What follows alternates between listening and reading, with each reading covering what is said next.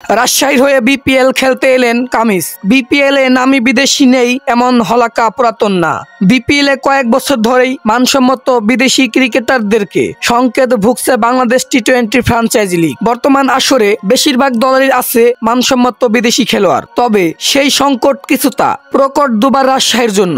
বিশেষ করে বোলিং আক্রমণ একেবারেই হতাশ করেছে ভক্তদের। বোলিং বিভাগে শক্তি বাড়াতেই কিনা এবার বিদেশি এক ক্রিকেটারকে দলে টেনে এলো দুবার রাজশাহী। প্রচালিত নামটা অবশ্যই সামাজিক যোগাযোগ মাধ্যমে বেশ আলোচনায় আছে গত দুদিন ধরেই। কামিস আসছে রাজশাহীতে, তবে প্যাট কামিস না, এসেছেন মিরসোহেল কামিস। কে এই মিরসোহেল কামিস? সেই পরিচয় পেতে হলে যেতে হবে অনেকটা দিন আগে। 2014 থেকে 2019 সাল পর্যন্ত তিনি খেলেছেন ওয়েস্ট ইন্ডিজের জার্সিতে। 14 টেস্ট আর 11 ওয়ানডে খেলার অভিজ্ঞতা আছে তার। টেস্টে 27 আর ওয়ানডেতে 9 উইকেট আছে তার। আর শেষ সাংস্কৃতিক ক্রিকেট খেলেছেন 2022 সালে।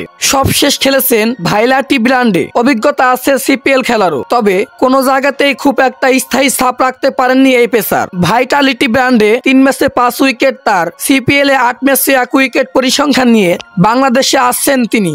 বিপিএল এ চট্টগ্রাম পূর্ব থেকে দলের সঙ্গে যোগ হওয়ার কথা রয়েছে তার। টুর্নামেন্টে এখন পর্যন্ত 6 ম্যাচ খেলে ফেলা দুবার রাজশাহীর, পরের 4 ম্যাচ চট্টগ্রামের মাঠে। এখন পর্যন্ত 6 ম্যাচ খেলে 4 পয়েন্ট নিয়ে কিছুটা বিপক্ষে আছেন এনামুল হক বিজয়ের দল। নতুন ভাবে দলে আনা মিরসোহেল কামিস এই দলে চিত্র কতটা বদলাতে পারবে সেটাই এখন দেখার বিষয়। যদিও বিদেশি ক্রিকেটারদেরকে নিয়ে খানিকটা হতাশায় আছেন দুবার রাজশাহীর পাকিস্তানি তারকা সাদ আল নামিস শেষ আন্তর্জাতিক টি-20 খেলেছেন 2021 সালে। ওপেনার মোহাম্মদ হারিসও খুঁজছেন জাতীয় দলের দরজা। এমন অবস্থায় মিরসোহেল কামিসের মতো ক্রিকেটারকে দলে ভিড়িয়ে খানিকটা অস্বস্তি যেন বাড়াতে চান দলটি।